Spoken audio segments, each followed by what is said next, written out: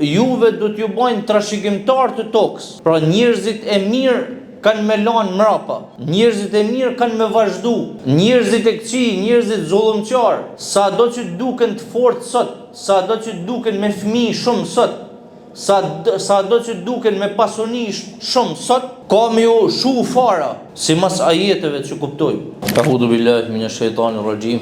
Bismillahirrahmanirrahim. Alhamdulillahi rabbil alamin, wassalatu wassalamu ala rasulina Muhammedin wa ala alihi wa ashabihi ajma'in. Falënderimet, adhurimet, madhështia absolute i takojnë Allahut fuqiplot. Salavat dhe selamet dhe përshëndetje për zemrat e shkojnë Hazreti Muhammed Mustafa sallallahu alaihi wasallam, familjes tij, shokëve të tij dhe të gjithë atyre që e pasuan dhe do ta pasojnë rrugën e tij deri në ditën e Kiametit. I nderuam xhamat, i nderuam vëllezër dhe motra. Këtë ders me që e filluam edhe pak vonë do të mundohen inshallah në mënyrë sa më të përmbledhur, në pika sa më të shkurta me i përçu disa mesazhe të rëndësishme. Prandaj mesazhi që do të përçojmë sot me të vërtet është një parim shumë themelor që do të më pas besimtarët në jetën e tyre dhe kisha kërkuar vëmendje të veçantë dhe vëmendje të plotë. Allahu xhalla shanuhu në Kur'an ka thënë kështu: Bismillahirrahmanirrahim. Wa'adallahu alladhina amanu minkum wa 'amilus salihati la yastakhlifannahum fil ardi kama istakhlafa alladhina min qablihim. Allahu xhalla shanuhu ju ka premtu atyne që kanë besu dhe që bajnë vepra të mira, se do t'i bëj më këmbës në tokë, ashtu si i ka bën ata përpara tyne, dhe që do t'ju forcojnë fenë e tyne me të cilën ai është i kënaqur, dhe që frigën do t'ju shndërrojnë në siguri, le të më adhurojnë mua dhe të mos më shoqërojnë asgjë në adhurim, pra mos të më bëjnë shirk, sa për ata që pas kësaj mohojnë, pikërisht ata janë njerëzit e mrapsht dhe njerëzit e prishun që nuk kuptojnë. Tesh me shpjegu pak edhe me fjalë tjera që mu kuptu më mirë ajeti. Allahu xhalla shanuhu në këtë ajet na thot, fakt siç në shumë ajete tjera dhe siç është krejt ajo baza e Kuranit dhe baza e Islamit, thot që toka thot është e jemja, thot Allahu xhalla shanuhu. Bota është e jemja. Bota nuk është pronë e tjetër kujt përveç se pronë e jemja. Pra në fakt nuk e tha me këto fjalë do, po na po e shpjegojmë këtë mënyrë. Se thot Allahu ju ka premtu atyne prej jush, pra juve, që jeni të ndëgjuar këtë ajet, pra që besojnë dhe që bajnë vepra të mira, që do t'ju bajnë më këmbës në tokë. Këtu le yastakhlifannahum fil ard, është më këmbës në tokë, por mund të përkthehet edhe në kuptimin juve do t'ju bajnë trashëgimtar të tokës. Pra njerëzit e mirë kanë me lanë mrapa, njerëzit e mirë kanë me vazhdu, njerëzit e këqij, njerëzit zullumqar, sa do që duken të fortë sot, sa do që duken me fëmijë shumë sot, sa do që duken me pasuni shumë sot, ka me ju shu fara, si mas ajeteve që kuptojmë. Të mirët kanë me lanë mrapa, të mirët ka me ju lanë Zoti mundësina mrapa, të mirëve. Krejt atyne që kanë bën zullum në tokë, krejt atyne që kanë bën pa drejtësi, krejt ata janë zhduk prej sipërfaqes tokës. Nuk ju ka dhënë Zoti mirësi në brezat e ardhshëm. Krejt brezat e ardhshëm janë shkatruar prej tyne. A njerëzit e mirë, njerëzit që kanë vujt, njerëzit që kanë kalu sakrifica, njerëzit që kanë besu dhe kanë bën vepra të mira, mas i far kohët Zoti ja shpërblen në brezat e ardhshëm. Pra dalin disa breza të mirë, disa breza që ngriten nelt, disa breza që janë suksesshëm. Jena tu shpjeguar këtë mënyrë se ky ajet ka shumë e shumë tefsire, ka shumë e shumë shpjegime, nuk i marrojnë shpjegimet dhe kuptimet të ajetit, por arsyeja pse pa shpjegoj unë në këtë mënyrë është edhe motivim për ne, që na të jena njerëz të mirë, na të jena njerëz besimtar, na të mundohemi me kënë njerëz devotshëm, sado që mund të kalojmë peripecina, vështirësina, sfidën jetë, sepse inshallah Zoti këtë përpjekje ton ka me çu ma përpara dhe ka me u trashëgu brezave mrapa. Dhe inshallah brezat e këtyne njerëzve të mirë që janë këtu,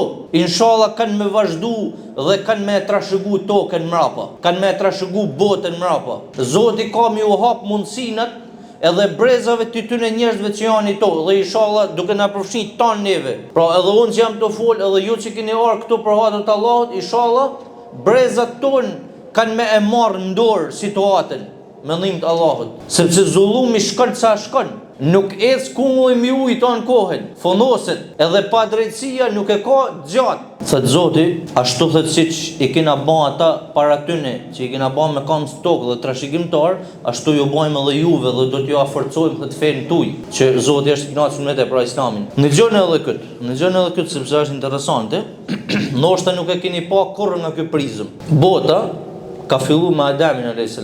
Aja njeriu i parë. Ama, si që dini, ata që janë marrë me pemë, ata që kanë jetu në fshat, ata që kanë mjanë në i pemë, pema krasitet, hiqen për me u zhvillu pema ma mirë, i hekun dek të pemëve, krasitet krejt, duket që kur u cungu pema, po në fakt aja bahet që me marrë filizat tri, edhe me u rritë edhe herë, me u ba ma e shnetshme ajo pemë, edhe ma e fryqme. Edhe bota e njerëzimit, ashtë krasit i herë. Ashtë krasit kështu masevisht. Në kohën e kuj, mendojnë ju? Në kohën e Nuhut a.s. Ka ndodhur një krasitje. Nuhu a.s. gati 1000 vjet të bën thirrje. Me ke. Nuk marrshin vesh. Vetëm pak njerëz kanë marrë vesh. Rrishin të utallme të e përçmu, të e vun loj. Derisa erdhi momenti që Zoti e frymëzoi dhe ja shpalli ditonin për me ba një anije, edhe gjatë bamjes së anijes janë tallë njerëzit, ama ju kthej një përgjigje, tha, si që një të tallë ju sot me ne, ka me orë shpejt dita kur ne kena mu tallë me ju. Edhe ndodhi përmytja e madhe, tufani i madh, siç kalon edhe në Koran edhe në traditën profetike, Muhamedi sallallahu alaihi wasallam, që krejt njerëzit, krejt jo besimtarët janë zhduk prej sipërfaqes së tokës. Në kohën e Nuhut alayhis salam, kanë ndaj vetëm njerëzit besimtarë. Pra Zoti ja trashëgoi tokën besimtarëve, por edhe në kohë mrapa shumë popull janë shkatru, kanë mbet vetëm besimtarë. Ky proces ka vazhduar gjithmonë.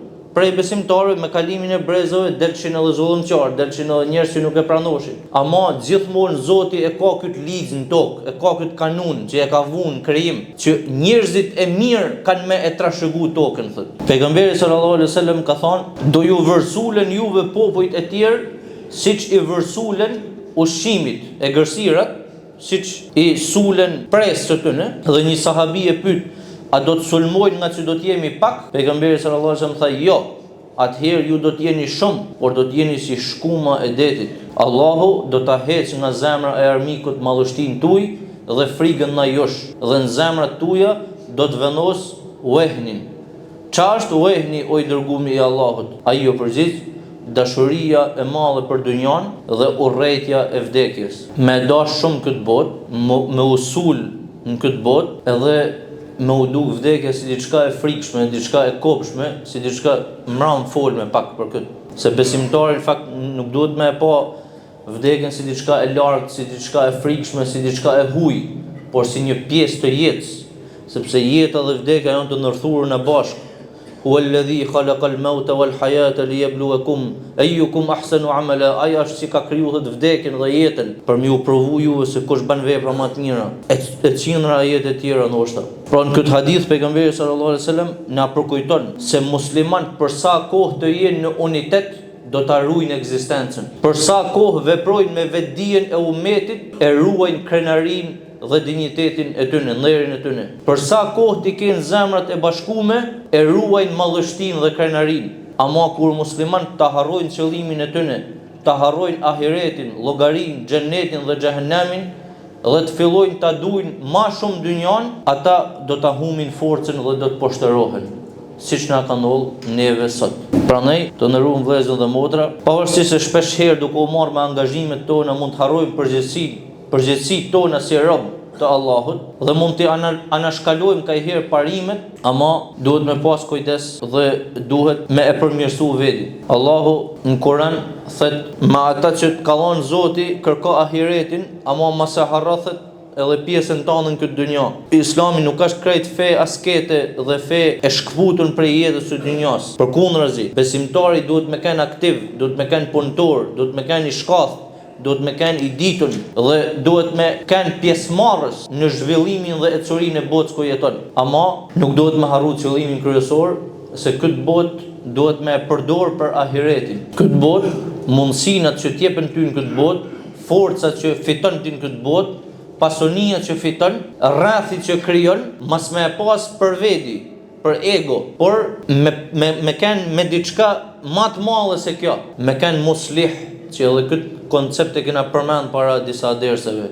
Pra me kanë përmirësues në tokë. Se vetëm ata që janë përmirësues në tokë dhe vetëm ata që janë vepër mirë, thot Zoti, kena me ju vazhdu pasardhjen e tyre dhe kanë me trashëgu tokën. Ama ma madhja dhe ma madhja prej kësaj, ata kanë me trashëgu xhenetin. Për ta myll, për ta përfunduar këtë ders, duhet kena kujdes diçka, se tek besimtarët sot fatkeqësisht ashtu kjo përçamja, ashtu ky diskursi, sikur ajo ç'a mendon dikush është e vërtetë dhe ai ç'a mendon ai tjetra është e gabuar.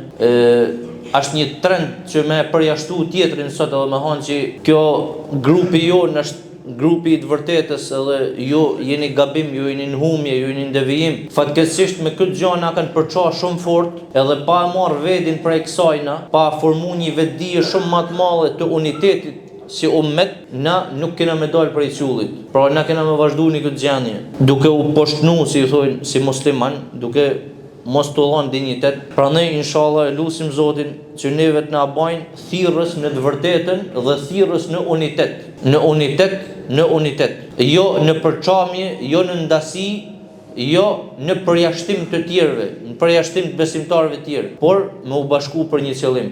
Qëllimi është me kanë përmirësues në tokë, me adhuru Allahun në tokë, edhe inshallah tonë bashkë në xhennet. Walhamdulillahi rabbil alamin, al-Fatiha.